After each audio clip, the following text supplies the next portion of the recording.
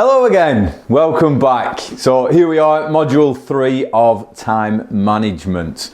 So far we've already talked about some of the tools that we're going to use, and hopefully you've already started to implement them with some of the tasks that we've worked on.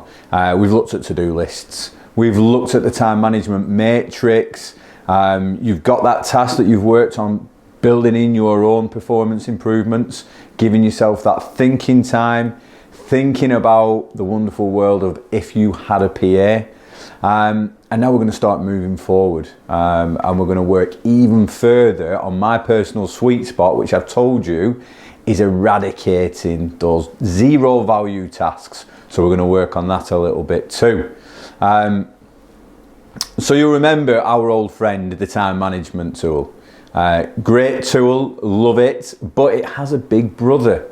And I call the big brother of the time management tool the nice to have and when to do matrix. And what this matrix is, as you can see, there's some differences. First difference, going down the side, you've got nice to have at the bottom, and you've got essential. And I kind of touched on that, referencing it against not important and important, but we're intensifying what they are now. So it's nice to have and essential. Then we've got this week and this month. So if you cast your mind back to your original to-do list, we had this week, this month, and this year. And I said we were going to leave this year because there wouldn't be too many things in your day-to-day that you're thinking about for the planning of the next 12 months. So now we're looking at this week and we're looking at this month. So what's in the boxes then? What's the differences? Well, I'm going to take you through each one now. So we've got bucket, similar to just do it. That was our first box last time round. Then we've got SMART goals. Some of you may be familiar with SMART goals. Some of you may never have heard of it or never used it. Don't worry, we're going to break it down in detail. And by the end of this session, you will be masters of it, I promise. Then we've got delegate again. So delegate reappears here, and again, essential task. You remember me saying how it literally changed my working life by mastering that technique. So we're going to work again on delegation. And then we've got a difference for the final box, which is evaluate. So this is really thinking about, does this thing that we want to work on, that is nice to have, does it really deserve our time? Is there a return on the investment of our time? Is it worth it? So these are the 4 things that we're going to break down now. So bucket we'll start with. Why not? So some people think planning is the bee's knees, nothing better. I'm one of those people. I love to plan. I love it because I don't like making a fool of myself. So one of the things I do is sometimes I plan too much, because that's a thing. A lot of people think, well, you can never plan too much, but you can. And this is sometimes called, in the business world, it's called cascading or waterfalling.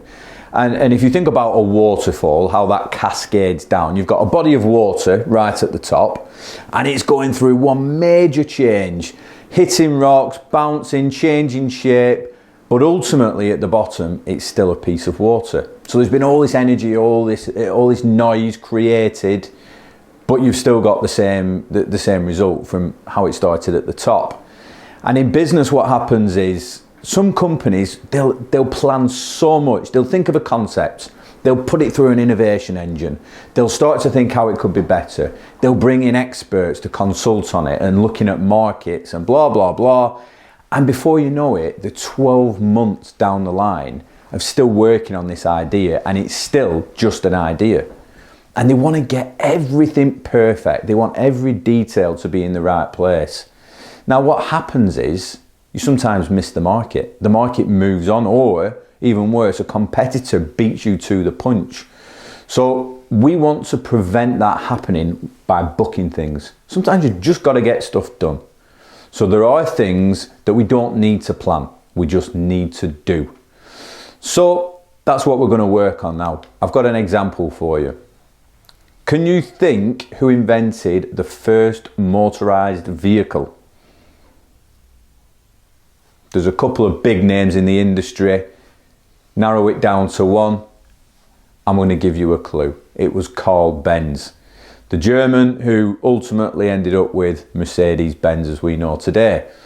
Now, Carl Benz had a vision that wasn't unique. You know, like the Wright brothers creating flight, well, many people tried it. Icarus tried flying to the sun, but unfortunately his feathers got burnt. Many people thought about flight, but the Wright brothers, they were the first people to nail it. And that's because they come up with something quite simple and they made it work. Well, Carl Benz was the same. Many people were trying to get a motorised vehicle. Now, what Carl wanted to do was very clear in his mind. He wanted a car that would get you from A to B. That's it, simple. Now, other people in the market wanted different cars. They wanted a car where the affluent people, the people who were really wealthy and could afford a motorised vehicle, well, they deserved a really plush seat, you know, with nice cushioning. They deserved inflated tyres to take out some of the bumps on the cobbled streets that many people drove over. They deserved suspension. So you've got two businesses, Henry Ford, motoring away, pun intended, motoring away, trying to get this state-of-the-art vehicle for his affluent, wealthy market. And you've got Carl Benz, very simple, focused, I want to produce a motorised vehicle. No, I've already told you the answer actually, but no guessing, no prizes for guessing who got the car out the factory first, Carl Benz. Now that was version 1. Now what Carl did, he made a lot of money, and the reason he made a lot of money is because he swallowed up the whole market. Because while that car was out, everybody wanted a car who could afford a car. Well, they only had one choice, so they got a Carl Benz motor vehicle. Now Henry Ford saying, well, hang on a minute, I'm over here, I'm working on this special vehicle for you, it's going to have suspension. They're saying, thanks Henry, we get it, give us a shout when you've got it there, but for now we need to get from A to B, and we're no longer going on a horse. So Carl took all this money in, and what he did with that money was he got ahead of the competition. He brought in specialist engineers, new innovative people, and they started to make all the things that Henry and his smaller team were trying to produce. So they got a better car out than Henry anyway in the long run, but it was about getting started. It was about version 1. It was about booking it. So that's what Carl did, and that's how it worked. Not just then, but all the way through to where we are today. Because Mercedes-Benz is still a more innovative company than what Ford are. So it just shows the importance of booking it, just getting started. And as Paddy's already ripped my quote off from Nike in earlier modules, just do it.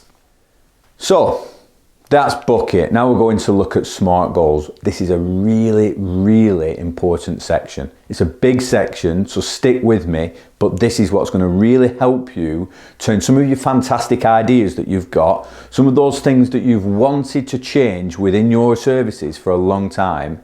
By creating SMART goals, you're going to actually make things happen now. This is what's going to make your vision become a reality.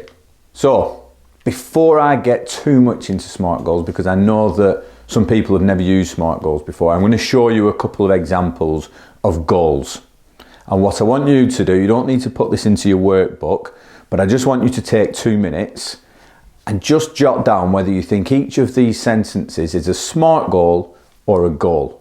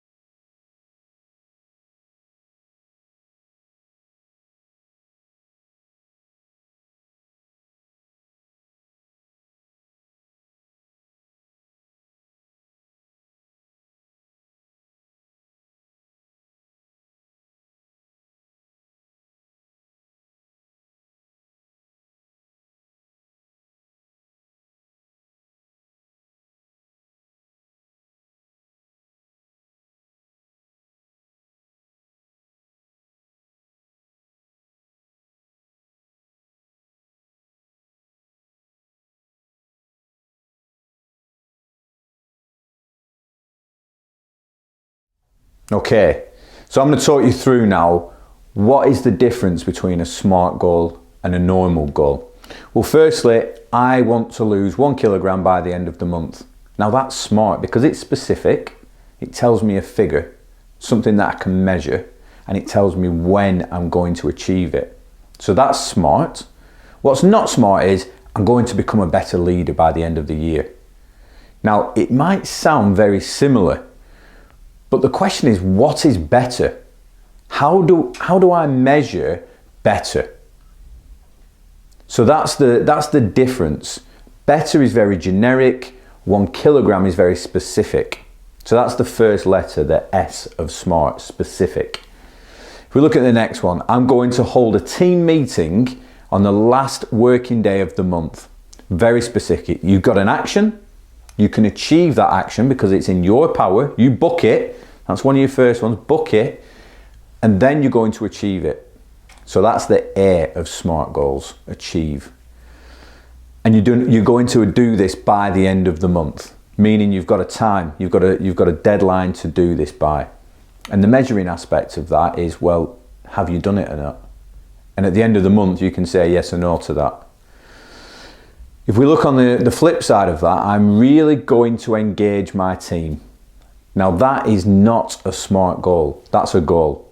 It's great intent, great that you want to engage your team, but it's really difficult to actually measure whether you've engaged them unless you've got a tool in there that's going to measure that. When are you going to engage them by? How are you going to engage them?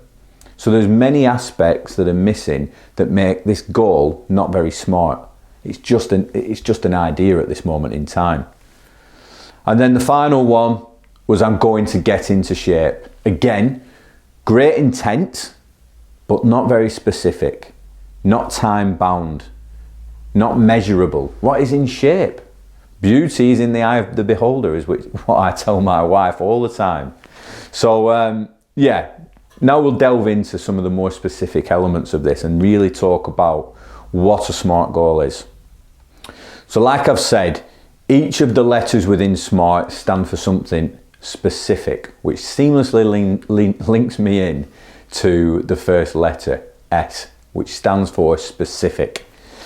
Now, to help you answer what is a specific goal, we can use some W questions. So the first one is what? What do I want to accomplish? The second one, why? Why is this important? Who? Who is involved? And where? Where is this located? And which resources do I need to make this happen? So there are some W questions that really pull back to getting a specific goal, really nailing it down to what you want to achieve. Then we've got the second letter, M, for measurable. And like I said earlier, what does success look like? How do I know when I've achieved success? Because sometimes, and we'll touch on this when we talk about your personal goals, sometimes you don't have a manager who's helping you with your goals. Like I've said many times through this course, that this isn't just about workplace success. A lot of the exercises and tools that we're going to talk about, you can take into your private life. You can set SMART goals for yourself. So you need to be able to measure yourself, hold yourself accountable of, have you achieved your goal that you set out to? And by making it measured, that's a clear way of finding out when you've passed the finish line and succeeded. The third letter, A, for achievable.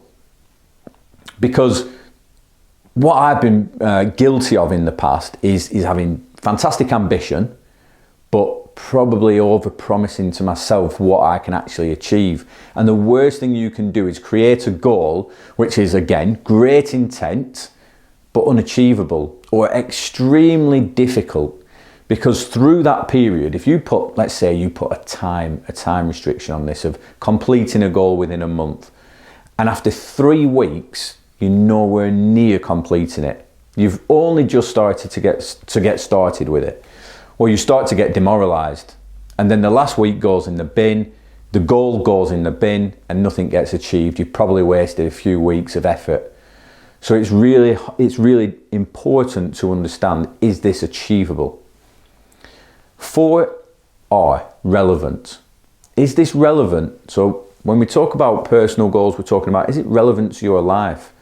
You know, if you're with your partner and you're talking about, maybe we're going to get a house, that's great. But if your partner's thinking about breaking up with you in the next month and the relationship's on the rocks, maybe you should make alternative plans because it's not relevant to your life.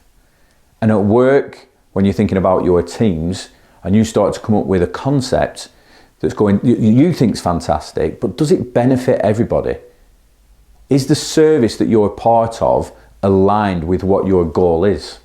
Because if it is, you're going to get support from peers, from people who report into you, from the leadership team above you. So it's really important to understand, is this relevant? Is this relevant to what I'm doing? Is it going to deliver probably what one of your goals in health and social care is? Is it going to deliver a better quality of service to my clients? And then the final letter, T, for time bound. And this is about setting deadlines. This is when it gets a bit serious. We talked a lot about time pressures earlier. Well, sometimes it's good to have time pressure. Sometimes time pressure makes things happen.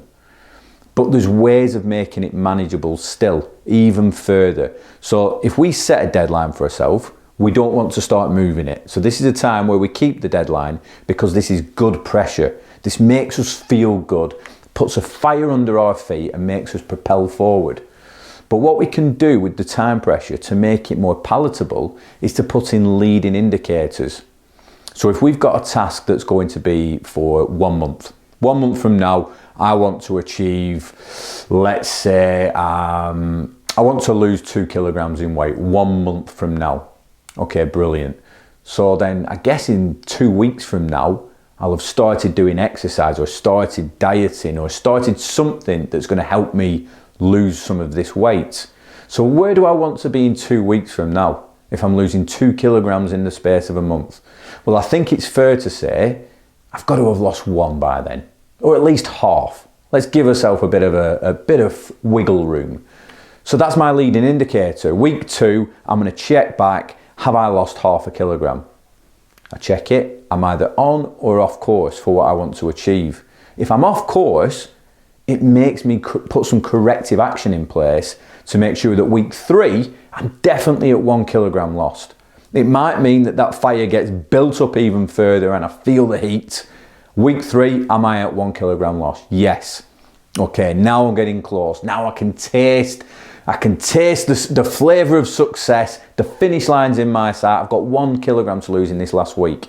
Now the chance of actually getting over that finish line and achieving what you set out to a month ago is far greater because it's gradual, because you can see it, you can feel it, you're going on the right journey. And that's why SMART is a fantastic tool for you to hold yourself accountable to, ultimately to achieve your own goals. So it's a really fantastic tool. And what we're going to do is we're going to look at creating some goals now, some specific goals. So we're going to create goals for you, personal goals, can be in or out of work. Personal goal in becoming a better version of yourself as a leader within health and social care, or you can create a personal goal for yourself outside of work, whatever it may be. It might be the gym aspect, it might be running your first mile, it might be helping somebody do something. So you're going to create your own personal goal, and we're going to use the system of SMART. And we're also going to create a team goal. And if you cast your mind back to the first video that we did in module 1, Paddy asked you to go away and talk to your teams about what we could do better, what we could do differently, what problems do we face, and that's what we're going to delve into a little more now. So firstly, we're going to talk about personal goals, and this is extremely important because, like I said earlier, sometimes managers, leaders, they're not involved in your personal goals. Sometimes your colleagues, they're unaware of that, your leadership team that you're a part of. You don't talk to them about it. And sometimes your team are unaware of it. This is about you. Personally, I would say share your goals. And the reason for that is One of the ways that I've achieved some of the significant things I've done in my life is by sharing it with people. And sometimes they've felt so far reaching that I knew even my closest friends, if I told them what I wanted to achieve, they'd laugh at me. You're never going to do that. How are you going to do that? You know, set my own business up. How is Adam Bottrell going to set his own business up? You don't have the money for that. All these problems, and that's what people do. They throw doubt at you. But for me, I use that as an energy and a driver to make sure I go out and achieve things. Now, if I keep it to myself, if my goal's just to me, that I'm going to set my own business up, then if I fail, nobody knows. You know, so when I talk about pressure, take the time out of it. If I talk about pressure on its own, I don't feel any pressure because there's no consequence by failing. But when I share my goal, especially as a leader, if I share it with my team, that I'm going to do something for them, I'm going to create a new concept at work that means every year you get 8 hours off to work within a charity in your local community. Fantastic concept. Some people would never have thought of working with a charity. Some would love to. Now, if I say that that's my goal and it's going to benefit them, but it's not their goal, they don't have to do anything. This is all on me. But the support I'm going to get from those people is going to be immense. Every time I bump into them or we meet in the kitchen having a coffee, that probably will come up. How are you getting on with your goal, Adam? And every time I've not done something with it, automatically I start to feel accountable to my team because they're supporting me. I could say I'm not doing it now. There's no consequence, but that feeling of I'm letting myself down. So that's why I believe it's really important to share your goals. And if you're not confident and you've got something that you're aspiring to, and you've created your SMART template and you think it's achievable, and you think you're going to do it in the time frame that you've set, but you still don't feel confident sharing it with people, that's fine too. What you can do is go through, work the process, deliver on your goal for yourself, give yourself a pat on the back, because sometimes people don't, especially if you've not shared your goal. How can you actually get any praise for all the hard work that you've done? You can't do, but it's good to be able to symbolize to yourself that you've achieved something and give yourself that sense of fulfillment and achievement that you've done something.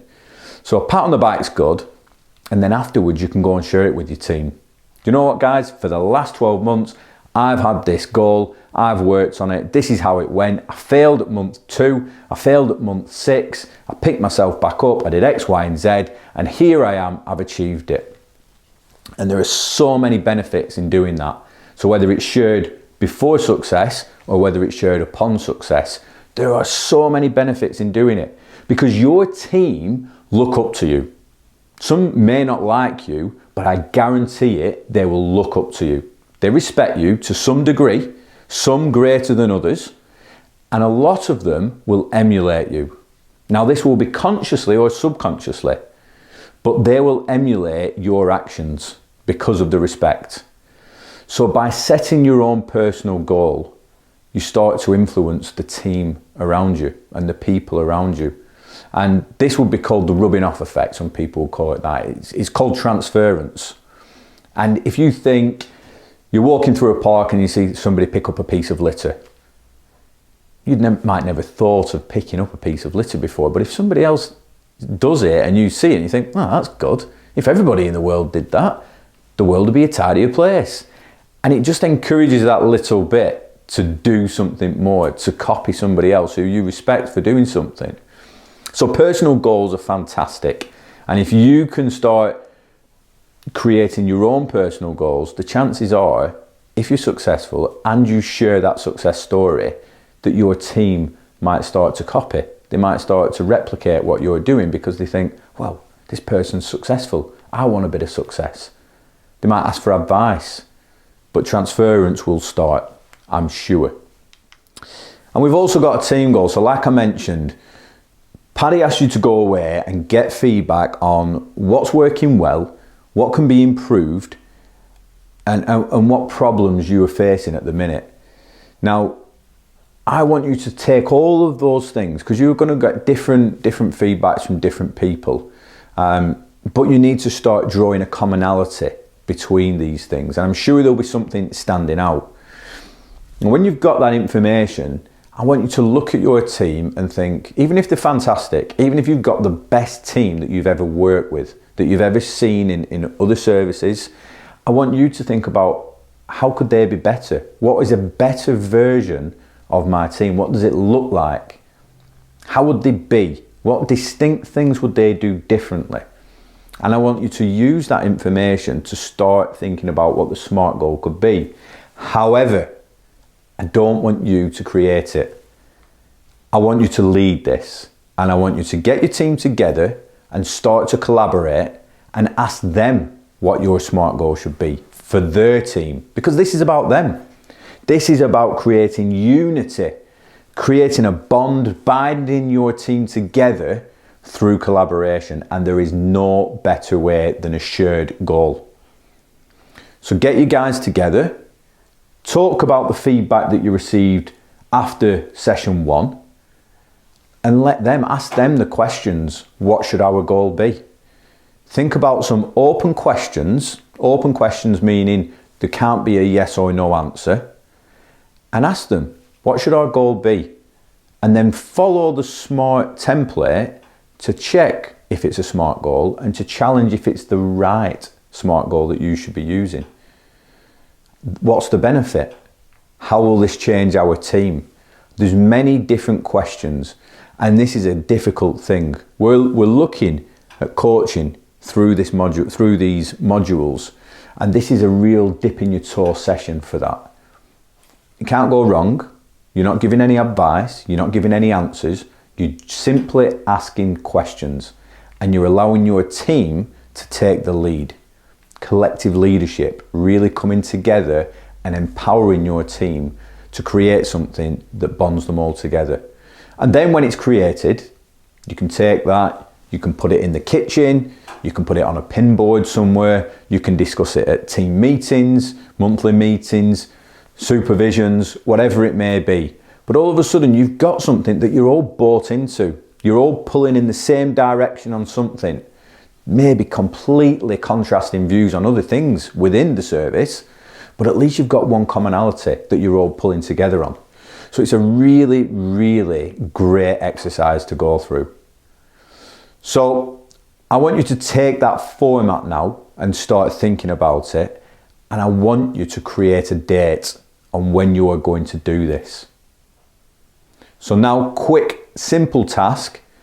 Just take 2 minutes, get your diary, get your email diary open, whatever it may be, your calendar, and just put in a date within the next month. So this is a bucket exercise. Just get it booked, book a date in, and keep this as something that will happen in that team meeting. And we make things happen. So, there is a quote by a very famous US president. Surround yourself with the best people you can find. Delegate authority and don't interfere as long as the policy that you decided is being carried out. It's basically just let it go. Just release some of this power that you've got as a leader and let some other people get involved. Ronald Reagan said that, and I think it is fantastic. But it's really difficult to let something go when you think it may reflect on you. When you think it's got a strong chance of failing, you don't want to let it go. But your job as a leader isn't to control everything. It's not to restrict things. Your job as a leader is to allow people to develop, is to get things done. And when we look at delegate, these are the nice to have things. Yeah, these need to happen this week, but they're not essential. They're just nice to have. Now the chances are, if you don't delegate and you keep those nice to have things that need to be done in the next week, probably not going to get done. Yeah? If you've got 5 things, all in the nice to have this week category, you might get 3 of them done, but that means 2 are failing. Think about this. Give all 5 things out to your team. Let them try it. Yes, they may not do it as well as you. They may get 70% of it done to the quality of what you would have done. They may get 80%. But if they get all 5 done, surely 5 things being done at 70, 80% is better than 3 things being done at 100% and 2 things being completely missed. Because you've said that they're nice to have. So the opposite to having 3 perfect things, kind of cascading but on a smaller level, is to having 5 things done. And not by you. None of it by you. You've freed up time to go and work on something that you need to give your 100%. Something in that essential box that needs to be done is now being crept up from 90% to 100% quality. So free up your time, get things done, empower your team, become a unit, and offer that collective leadership principle out to your guys. Now I want you, before I move on to this next section, I want you to think about what you can delegate now.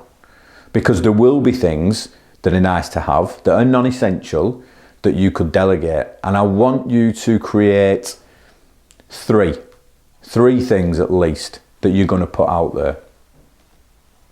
And now we're going to look at our final piece, which leads to the bin model, which I love. And this is freeing your time up. But it's different.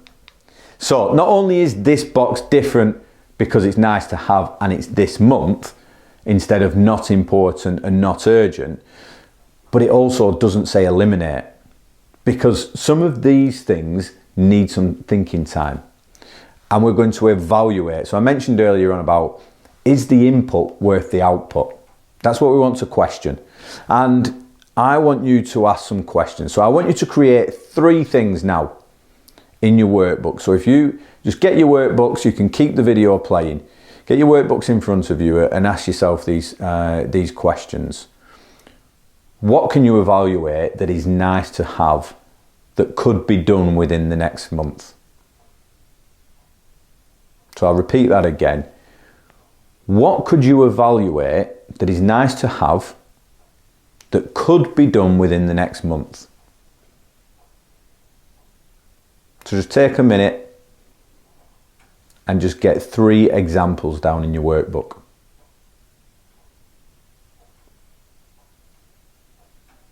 Okay, I'm going to spin around. When I get back looking at you, we'll start again. Ta-da! Okay, you should have 3 now. So I want you to ask yourself a question against each one. So the first question I want you to ask is why? Why is this thing that you've wrote down nice to have? What is nice about it? So write that down under each one.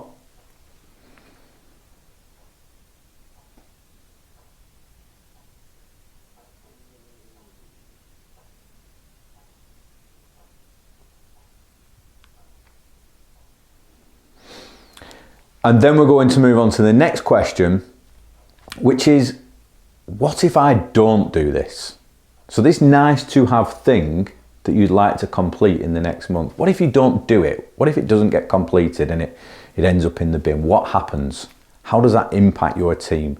So just take a minute now and list the answer against each of your 3 nice to have topics, and then go back and do your why, just in case you've not completed that yet. So I'll give you 2 minutes and just get the answers down.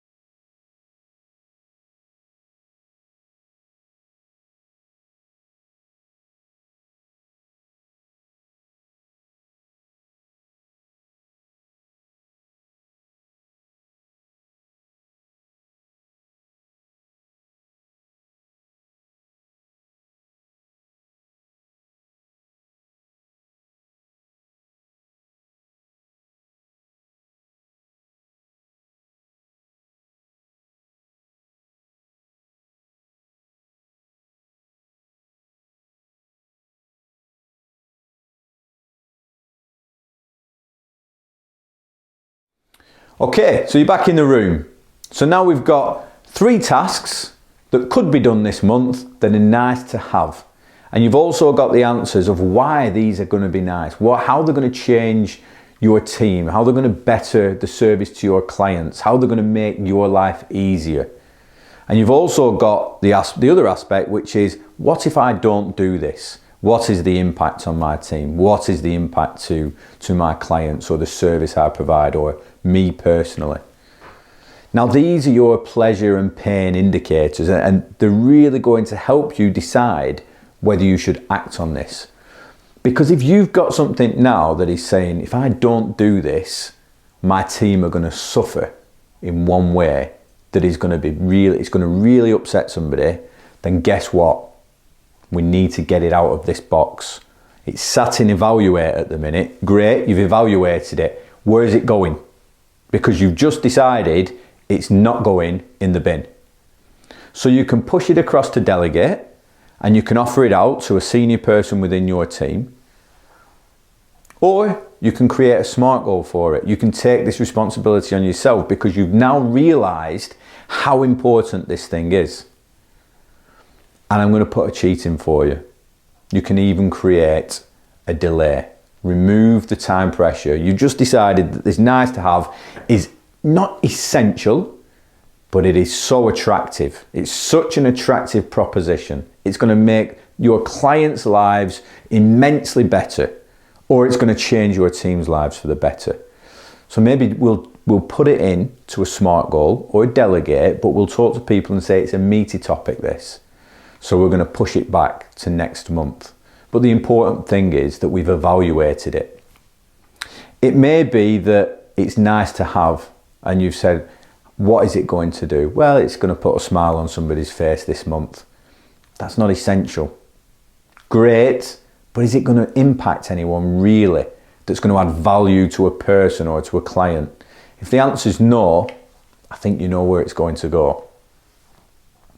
Now I'm going to give you an example. If I said that one of the things that I wanted to do that was nice to have, and I was thinking about doing this month, was sitting down with each one of my team members and having a chat with them for an hour about non-work related topics. So now I'm evaluating, okay, so what are the benefits? Why would I do this? How would it be good for my team? Well, these are the times that I suppose people open up and share things that doesn't happen in a transactional relationship. In a work-based relationship, fast-paced environment like yours, they don't really get a chance to open up. All too often, people pass each other in a corridor. Hey, how you doing? Yeah, I'm okay. How are you? That's just what we do. But the sincerity in that question is really weak. You know, people aren't really asking, how are you? Let me just take a minute to ask you how you are. You know, that is completely different to taking someone aside for an hour and saying, no major topic, I just want to see how you are. How's everything going? Tell me something interesting that's happening in your private life at the minute. Let's put work aside for 1 minute. That is powerful. That is when people start to open up about things that are going on at home that might be affecting the performance at work. When everybody else is walking around and saying, oh, Jane's always late, Jane's got a terrible attitude, she's never smiling, the clients are complaining. But these are human people. You know, they've got major feelings, and it's your job as a leader to understand that. You know, we're not just about the 9 to 5 or the shift. We're about really understanding our team and getting the best out of them. And if that means taking someone aside and asking how they're doing, and not accepting the dismissive, yeah, I'm okay, thanks. Not really asking some questions. So tell me what's good, what's going on. These questions can lead to so much and bring you and your team closer. And you know, hopefully, a lot of the answers come back and your team are fine and you don't have any problems to deal with. But if you unearth something that's going to create engagement, it's going to create retention. And that is one of the major problems that we face in health and social care. So it's really important that we take that time to ask these questions, which, when we're evaluating it, it's difficult to really put a value. You know, we're not saving any money straight away. We're not improving the reputation in the eyes of the client. So how is it changing? And that's why it's really important that you take this time aside, evaluate things, and think, is the output worth the input? So, if the answer is yes, we're going to progress it. We're going to progress it into a box. But also, the answer could be no. The answer could be, we don't want to delegate it. The answer could be, we don't want to progress it into a SMART goal. The answer could be, it goes to my old friend, the recycle bin. Even not recycle, that was a faux pas. It goes in the bin. We bin it, it's dead, it's gone, eliminated. It will never darken our doorstep again. And now you've freed up some time to start doing those more important tasks. SMART goals, booking things in, getting things done, delegating and empowering your people. And that's the importance of evaluating and dismissing the nonsense that is cluttering up your working life today. So, we're nearly there now. End of the session. We've done short-term planning, we've done prioritization, and now we've really started to tackle forward planning. And what we've covered is a whole host of important stuff. Time pressures, time management matrix, really looking into what we should do, what we shouldn't do, what's nice to have, what's not nice to have, what's essential, what's not, what's urgent, what's our urgent, what's somebody else's urgent, what's the difference. Communicating these things to our teams, looking at goals, SMART goals, delegating, team goals. We've done so much. So we've evolved as leaders, and hopefully what we've gone through is going to set you up for the Leading Self module that we're going to start on when we get together. So thanks for your time. You're here, you're still watching. You could have gone anywhere else, done anything else, but you've stuck with it. And I hope that you've seen the benefit for you personally in this. Thanks, and I look forward to seeing you soon. Okay?